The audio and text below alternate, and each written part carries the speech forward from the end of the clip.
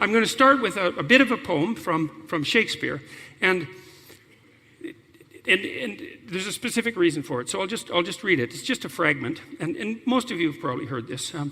So it's from As You Like It. All the world's a stage, and all the men and women merely players. They have their exits and their entrances, and one man in his time plays many parts. Well, that's worth taking apart. You know, and Shakespeare, of course, his writing is well regarded as close to immortal as anything that human beings produce might be. And the reason for that is that it's endlessly dense. That's one way of thinking about it. You can dive into it like you can into anything profound and never come up again. It's just connected to everything, you know. And he makes a set of propositions here, and you can just zip by them, you know, without really noticing what they are. But it's helpful to notice what they are. All the world's a stage. Okay, well, that's a metaphysical presupposition, and it's not a trivial one. It might even be an ontological presupposition. So ontology is the study of the structure of being. And so Shakespeare's actually making an ontological argument. He says, all the world's a stage. Okay, well, so what does that mean exactly? Because that's not the same as saying the world is, what do you say? The world is fundamentally a material place. That's a completely different claim. The world is a stage. That's a particular way of looking at the world. And so what do you do on a stage? Is, well, you play your part. And each person plays their part. And so there's something very technically very interesting about that claim, because what Shakespeare is suggesting is that the world is best conceived of as a forum for action. Because, of course, that's what the stage is for. A stage is a place that you act things out.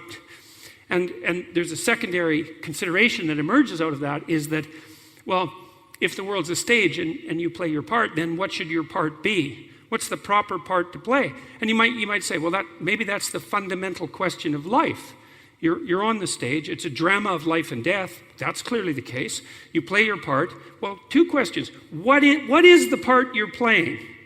That's the first question.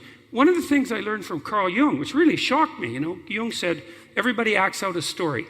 A myth, actually. That was his more fundamental claim. So a myth is like a fundamental story. You act out a myth whether you know it or not. Well, that's an interesting claim. And his secondary claim was you should know which myth you're acting out, because it might not be one you would choose consciously.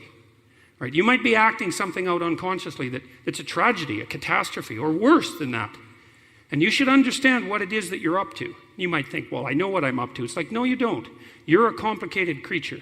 You're an unbelievably complicated creature, and you are not transparent to yourself. And it isn't necessarily the case at all that you know what you're up to. You know, and if your life is miserable beyond your ability to tolerate it, then it might be that you're playing the wrong sort of part. Now, you know, I mean, people get unlucky, and I'm fully aware of that. I know that people people can suffer dreadfully through no fault of their own. There's no doubt about that. There's an arbitrary element to life. But it's also certainly the case that you can bring on yourself and others a lot of misery that's unnecessary. And that happens a lot. And that's a part as well. Okay, so the world's a stage.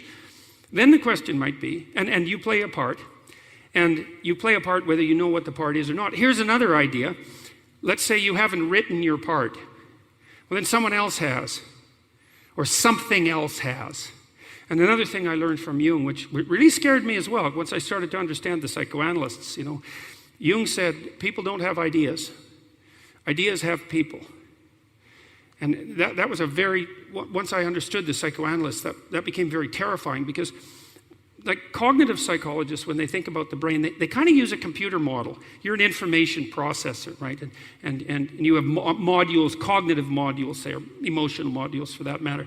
But the psychoanalysts, that isn't really the way they looked at the world. The way they thought of your psyche was that you're composed of a lot of different sub-personalities and sub-beings.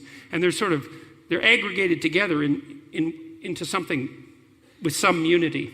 And that's you. But those subcomponents of you, those things are alive, and they have a will, and they have a desire to live. Well, Nietzsche said every drive tends to philosophize in its spirit.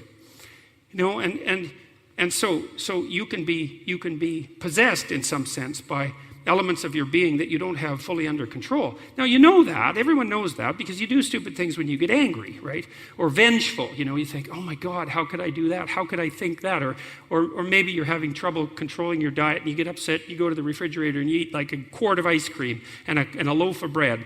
That's what happens to people. That's what happens to people with eating disorders. And, they go into kind of a trance and they just eat everything. And then they kind of come to and they think, what the hell was that? That was the last thing I wanted to do. And, you do that if you're foolish in love, and if you do that if you're possessed by a passion. And it's very easy to become possessed by elements of your own being that you don't have fully under control.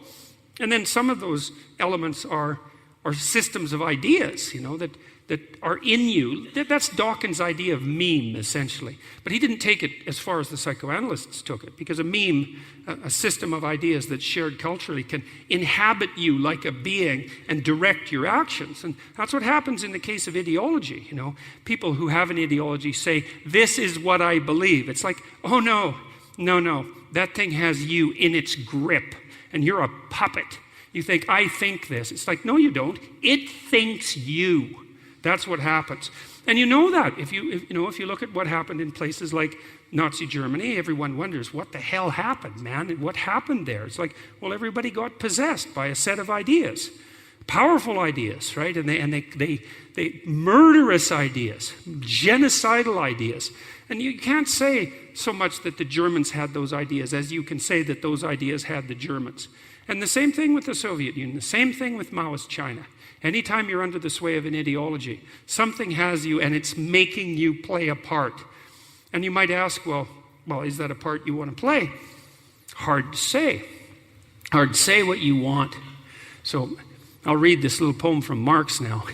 So it was interesting to me for the reasons that I told you about, that art, poetry is the birthplace of ideas, and ideas can possess you. So it's like, well, what was Marx up to exactly?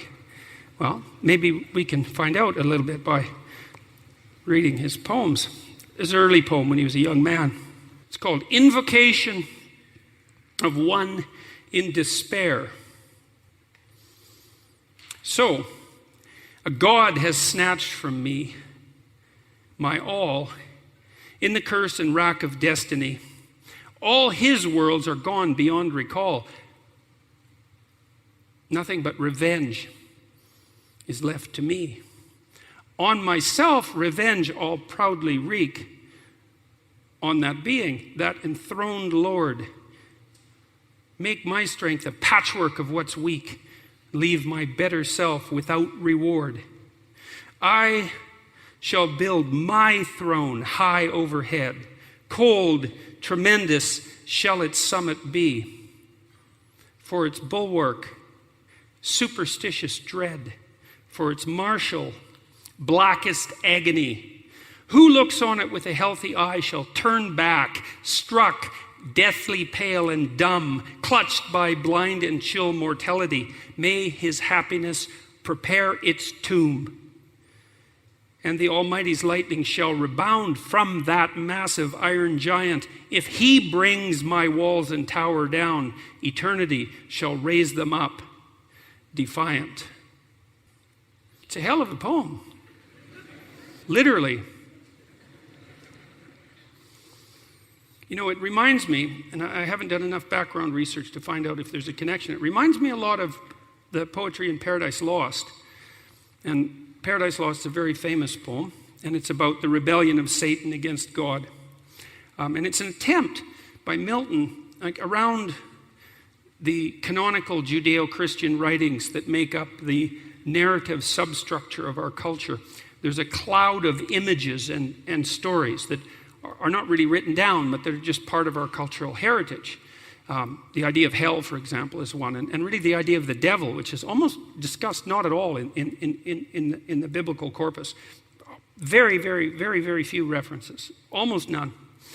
But there's this cloud of ideas about evil and so forth that have aggregated themselves in a poetic sense, in an imagistic sense, around this core set of narrative writings. And what Milton tried to do was to articulate all those, and that's why he wrote Paradise Lost. And it's about the highest angel in God's heavenly kingdom. Something approximately equivalent to rationality, I would say, attempting to displace what's transcendent with its own kingdom.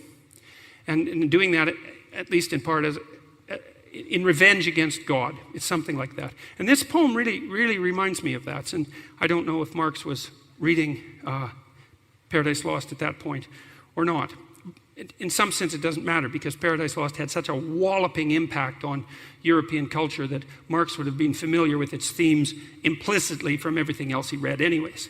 So, but it's quite a telling poem, because the person who wrote it is a very, very angry, desperately angry, and hopeless, and then worse, out for revenge.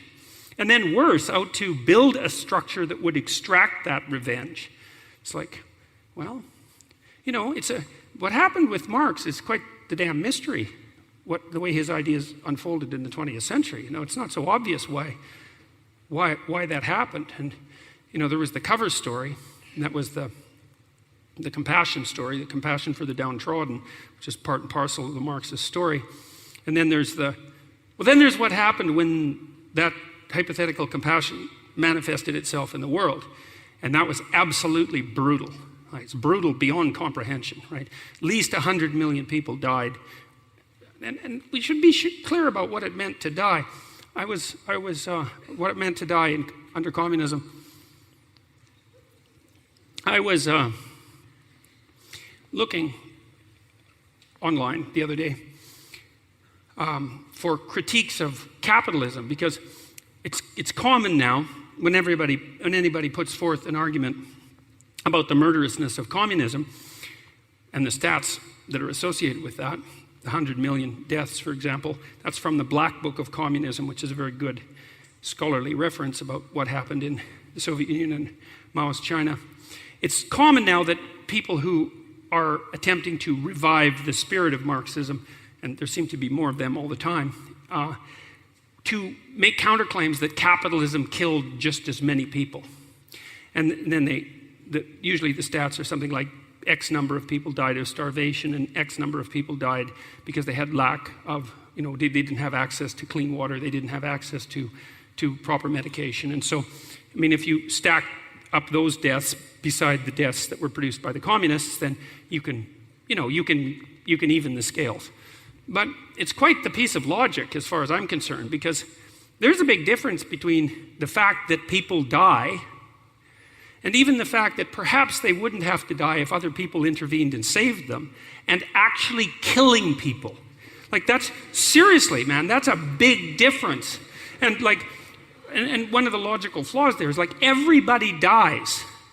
You can't blame that on capitalism.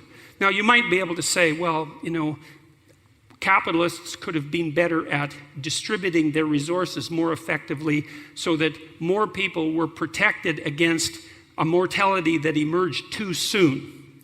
And, I suppose there's some truth in that critique, because none of us are perfect and none of our systems are perfect. And perhaps it's possible that those who over the last 100 years have generated some excess wealth could have been more intelligent and what would you say, intelligent and wise and thoughtful and far-seeing, and done better with their money than they did.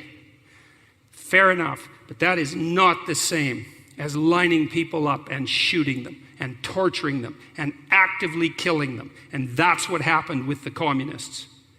And so we need